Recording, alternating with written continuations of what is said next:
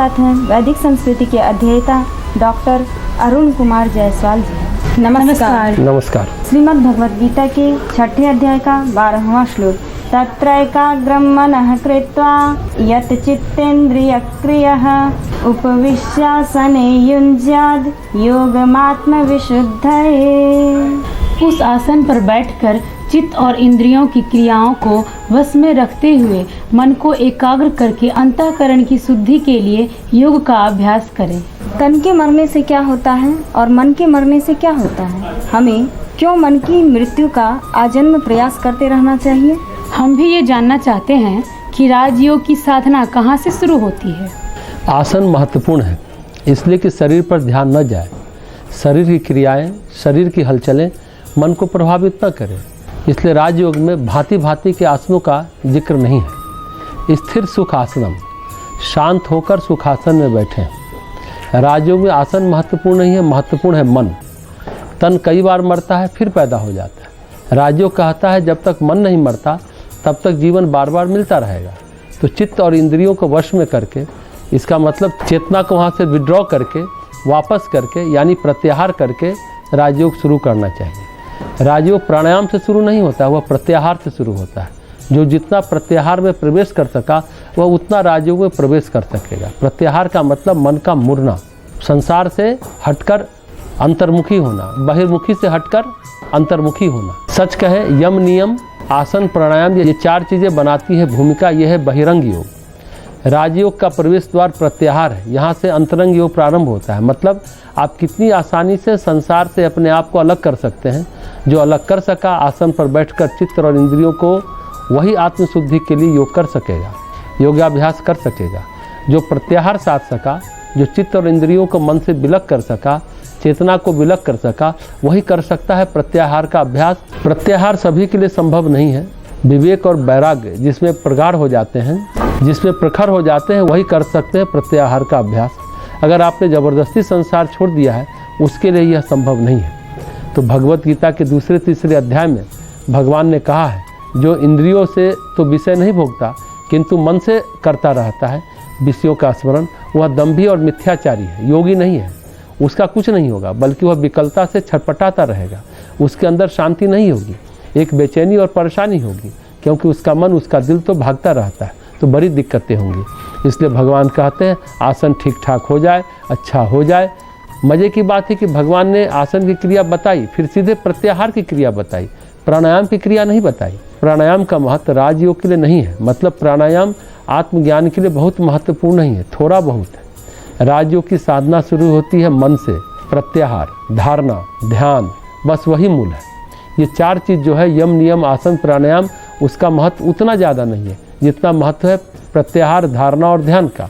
जिसका ध्यान जितना ज़्यादा लगेगा समाधि अपने आप लग जाएगी। वैसे पतंजलि ने क्रिया योग की बात कही है, तप, स्वाध्याय और ईश्वर प्रणिधान। क्रिया योग बहुत सामान्य साधक के लिए, मतलब पहली कक्षा में जो पढ़ रहे हैं, अष्टांग योग के पहले 4 चरण जो है वह मध्यवर्गीय साधक के लिए है। यम नियम साधना कठिन है और अंतरंग योग केवल धारणा, ध्यान, समाधि उच्च स्तरीय साधकों के लिए है। जो उच्चतम स्थिति में प्रवेश कर गया उसके लिए अंतरंग योग, क्रिया योग, बहिरंग योग और अंतरंग योग, ये कक्षाएं हैं। ये योग के क्रमिक रूप हैं। तो प्रत्याहार वही कर सकता है जिसके विवेक वैराग्य प्रखर है, अन्यथा प्रत्याहार करना संभव नहीं है। अन्यथा कमरे में रहो, संसार के विषय में सोचते रहो और परेशान घूमते रहो। प्रत्याहार एक प्रकार से राजयोग का प्रथम चरण है। एक बात और, अगर हमें जीवन मरण के चक्र से मुक्त होना चाहते हैं तो हमें मन को मारने का अभ्यास करना होगा। मारना मतलब चित्त को विलीन करना, चित्त को विसर्जित करना, विलय करना। क्योंकि अगर मन जिंदा है तो तन मरेगा, बार बार जन्म लेगा। तन का मरना महत्वपूर्ण नहीं है, फिर दूसरा शरीर मिल जाएगा। लेकिन अगर मन सचमुच विलीन हो गया, चित्त विलीन हो गया, यानी मन मर गया, तो जन्म मरण के चक्र से हम मुक्त हो सकते हैं।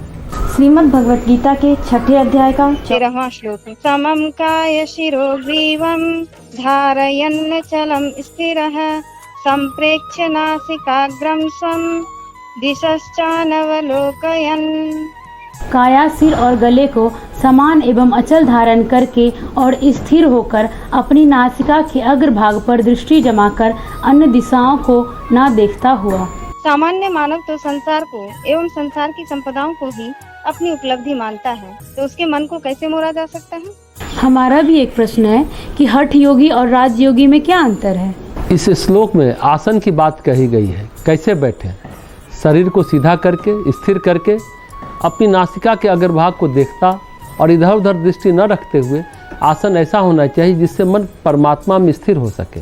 आसन का महत्व उसी तरह से है जैसे अंतरिक्ष में यान भेजने के लिए हरिकोटा स्पेस स्टेशन का है, जहाँ से रॉकेट लॉन्च किए जाते हैं। सैटेलाइट लॉन्च स्टेशन है वह। आसन भी सैटेलाइट लॉन्चिंग स्टेशन है। दरअसल आसन ऐसा हो कि मन धरती को, संसार को छोड़ सके। आप आसन में ऐसे बैठें कि आप देह को, संसार को बिल्कुल भूल जाएं, अन्यथा आसन न लगाएं। आसन काय ग्रीवा यानी शरीर और गर्दन सीधी रेखा में हो, अचल हो, स्थिर हो और इधर उधर न देखें।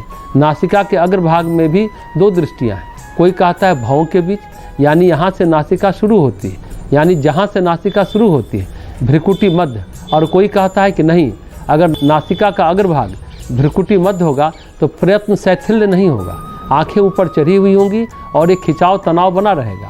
नासिका के अग्रभाग का मतलब है कि नासिका के नोक की तरफ देखें। कुल मिलाकर ऐसा स्थिर हो जिसे उन्मनी मुद्रा कहते हैं। मतलब आप देहरी पर खड़े हैं, संसार के उस पार भी हैं, इस पार भी हैं।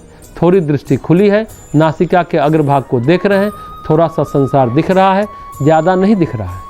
आसन के बारे में महर्षि पतंजलि का बहुत प्यारा सा सूत्र है जो इससे मिलता जुलता है। दूसरे पाद का 47वां सूत्र। आसन का मतलब है प्रयत्न की शिथिलता से अनंत में परमात्मा में मन लगाने से सिद्ध होता है आसन।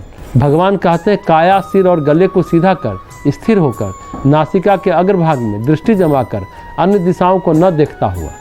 महर्षि पतंजलि इसी को कहते हैं प्रयत्न शैथिल्य। मतलब आसन में आपको कोशिश करके बैठना पड़ता है तो वो आसन नहीं है। आप बैठे हैं और आपको पता ही न चले कि आप बैठे हैं। फिर दूसरा चरण है अनंत समापत्ति ध्याया।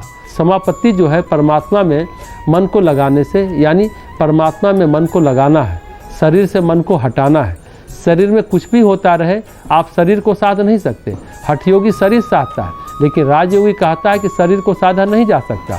कुछ हठयोगी कहते हैं अगर प्रदूषण नहीं होता तो हम 400 साल जिंदा रहते, अभी 150 से 200 साल जिंदा रहेंगे। रमण महर्षि के लिए कुछ लोग कहते हैं अगर हठयोग करते तो बीमार नहीं पड़ते। ये बात सच है कि रमण महर्षि बीमार पड़े, पर अपनी इच्छा शक्ति से हजारों लोगों की बीमारियां ठीक कर दिए। जिसको मरना है उसकी मृत्यु निश्चित है। रमण महर्षि उसके प्राण को बचा सकते हैं, पर जो हठयोगी हैं वो बोलते हैं कि क्या वे किसी के प्राण को बचा सकते हैं? अगर नहीं किसी के चित्त में ऐसा जटिल संस्कार हो तो क्या हठयोगी उसको ठीक कर देगा? नहीं। इसलिए राजयोगी कहता है इस शरीर को ठीक नहीं किया जा सकता। शरीर को सिर्फ इतना ठीक रखो कि शरीर बाधा न बने, मन इससे मुक्त हो सके। दरअसल शरीर को मन से मुक्त करना है, शरीर ठीक नहीं करना है। इसलिए कहते हैं प्रयत्न शैथिल्य। आसन ऐसा कि कोई कोशिश न हो, कोई खींचतान न हो। शरीर के साथ ऐसा आसन और अनंत समापत्ति ध्यान और अनंत में मन को लगाया जा सके, परमात्मा में बार बार लगाया जा सके, ऐसा हो तो आसन की बात बन गई। यदि ऐसा न हो तो हलासन, मंडूकासन आदि से परमात्मा में मन थोड़ा ही लगेगा, बस थोड़ा शरीर ठीक रहेगा और क्या हो जाएगा? समाधि सिद्ध हो जाएगी? कभी नहीं। समाधि की भूमिका ही नहीं बनेगी।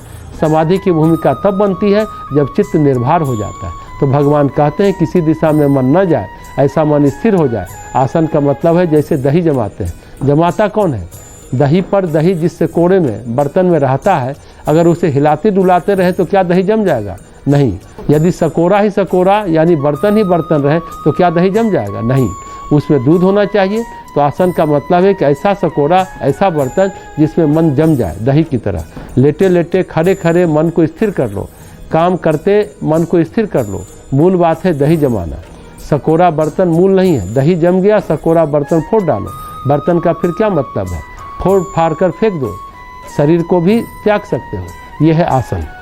श्रीमद् भगवत गीता के 6ठे अध्याय का 14वां श्लोक। प्रशांतात्मा विगतभीर ब्रह्मचारी व्रते स्थितः मनः संयम्य मच्चित्तो युक्त आसीत मत्परः। ब्रह्मचारी के व्रत में स्थित, भय रहित तथा भली भांति शांत अंतःकरण वाला सावधान योगी मन को रोक कर मुझ में चित्त वाला और मेरे परायण होकर स्थित होवे। चित्त अगर ना हो तो हर मनुष्य से क्या है? एक प्रश्न है, इस जन्म की व्यवस्था अगले जन्म की व्यवस्था कैसे बनती है? और बनती चली जाती है। भगवान इस श्लोक में कहते हैं कि प्रशांत मन वाला यानी शांत, बिना भय के, ब्रह्म को चिंतन करने वाला आचरण, ब्रह्म को प्राप्त करने के लिए जो आचरण चाहिए वह सब आचरण, मन को रोकने वाला, मेरे परायण स्थित हुए। बहुत महत्वपूर्ण बात इस श्लोक में है। चित्त अगर न हो तो फिर क्या है? फिर हम सभी परमात्मा हैं। चित्त के कारण ही हम पशु हैं, पक्षी हैं, आदमी हैं, ब्राह्मण हैं, क्षत्रिय हैं, वैश्य हैं। किसके कारण? चित्त के कारण। चित्त न हो तो सारा परमात्मा है और परमात्मा के अलावा कुछ नहीं है। संपूर्ण व्यक्तित्व को, संपूर्ण अस्तित्व को महर्षि पतंजलि जब योग सूत्र लिखने लगे तो उन्होंने लिखा, योगस चित्त वृत्ति निरोधा। योग है चित्त वृत्तियों का निरोध। चित्त के निरुद्ध होने का मतलब है चित्त का विसर्जित हो जाना। निरुद्ध चित्त का अस्तित्व नहीं रहता है। चित्त है देहरी, चित्त के उस पार परमेश्वर है, इस पार संसार है, तथा संसार में और कुछ नहीं, चित्त प्रतिबिंबित होता है। चित्त का ही बिंब झलकता है, जैसा चित्त वैसा संसार। तो यथार्थ ये है कि जीवात्मा चित्त में जो संस्कार, जो भोग, जो कर्म लेकर आता है वही संसार में उसको मिलता है। अगर उसे संसार बदलना है तो उसे व्यक्ति को नहीं, संस्कार को बदलना होगा, भोग को बदलना होगा। अगर भोग को आप बदल नहीं सकते तो संसार नहीं बदलेगा। फिर अपनी मति, अपनी बुद्धि से कुछ भी करते रहिए, कोई फायदा नहीं है।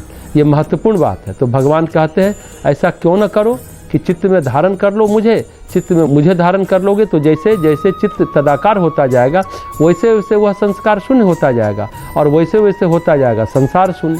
संस्कार शून्य जो होता है वही संसार शून्य होता है। जिसमें संस्कार है उसमें संसार है।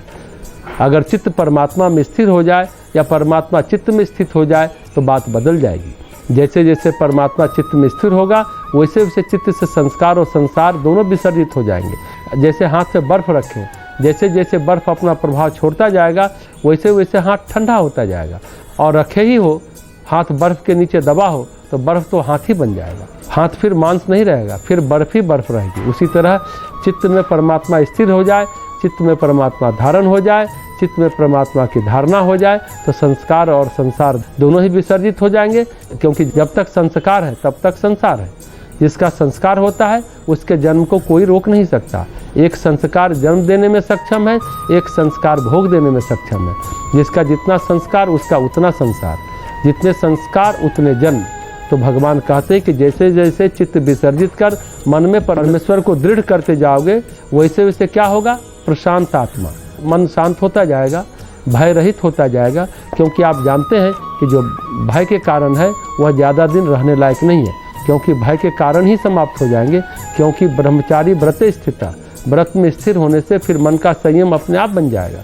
कब? जब तुम्हारा चित्त मेरे मन में लाएगा। जैसे कहते हैं राग द्वेष अभिनिवेश अविद्या अस्मिता, तो मैं से मेरा जुड़ता गया और बात बढ़ती गई। ये पंच क्लेश है। पहले मैं, फिर मेरा, जहाँ जहाँ तादात्म्य है वहाँ वहाँ इकट्ठा होता गया। जिससे जिससे तादात्म्य है, किताब से, मकान से, रिश्तों से, जिससे भी तादात्म्य है उस तादात्म्य को दृढ़ करते गए तो संस्कार भी दृढ़ होते जाएंगे। तो वह अगले जन्म तक व्यवस्था बन गई। इस जन्म की व्यवस्था अगले जन्म तक बनती गई। भयभीत क्यों रहता है व्यक्ति? भय क्यों है? कोई क्यों डरा हुआ है? दरअसल भय है खोने का, यश खोने का भय, प्रतिष्ठा खोने का भय, नाम खोने का भय, पद खोने का भय, धन खोने का भय। ये सारा भय खोने का। ये खोने का भी भय नहीं, दरअसल तादात्म्य हटेगा। काल के अनुसार तादात्म्य बना है और काल के अनुसार टूटेगा। मैं का मेरा से जो तादात्म्य है यह हमें भयभीत कर रखा है। आदमी मौत से क्यों डरता है? दरअसल वह मौत को जानता भी नहीं। मृत्यु तो अज्ञात है। फिर अभिनिवेश यानी मृत्यु का भय क्यों होता है? वह तो मृत्यु को नहीं जानता, मृत्यु से तो अपरिचित है। जैसा हमने कहा मृत्यु तो अज्ञात है, जिसको जाना नहीं, देखा नहीं, उसे डरना क्या? डरता इसलिए है कि संसार के पार जाने पर लगता है कि संसार के रिश्ते नाते संबंध सारे खो जाएंगे। तो भय मृत्यु का नहीं है, भय है खोने का, छूटने का। भय तादात्म्य टूटने का है। ये जो तादात्म्य टूटने का भय है वही परमेश्वर से तादात्म्य बनने नहीं देता है। क्योंकि संसार में तादात्म्य बहुत ज़्यादा है। तो मैं का मेरा से तादात्म्य टूट जाए तो जहाँ जहाँ से तादात्म्य है वहाँ वहाँ के तत्व इकट्ठा करके तादात्म्य तोड़ दे। आदमी भयभीत क्यों है? तो जिसमें जितने तादात्म्य होंगे वो उतना ही भयभीत होगा। माँ बीमार है, माँ से तादात्म्य है तो भयभीत। बहन बीमार है और बहन से तादात्म्य है तो भयभीत। तो जितना ज़्यादा गहरा तादात्म्य है उतना ही गहरा भय है। अगर तादात्म्य टूट जाए तो भय खत्म। ये तादात्म्य कब टूटेगा संसार से? जब तादात्म्य बनेगा परमेश्वर से। संस्कार और संसार कब छूटेगा? जब मन परमेश्वर में स्थित हो जाएगा। मन परमेश्वर में स्थित नहीं होगा तो संस्कार और संसार नहीं छूट सकता। मुश्किल है तो जैसे जैसे परमात्मा में चित्त को लगाते रहेंगे वैसे वैसे बात बनती जाएगी। फिर प्रशांत आत्मा, ब्रह्मचारी व्रत सारे लक्षण अपने आप आते जाएंगे। यदि मन भगवान परायण हो जाए, मुझ में चित्त को लगा लो जैसा भगवान कहते हैं, तो सब कुछ संभव है।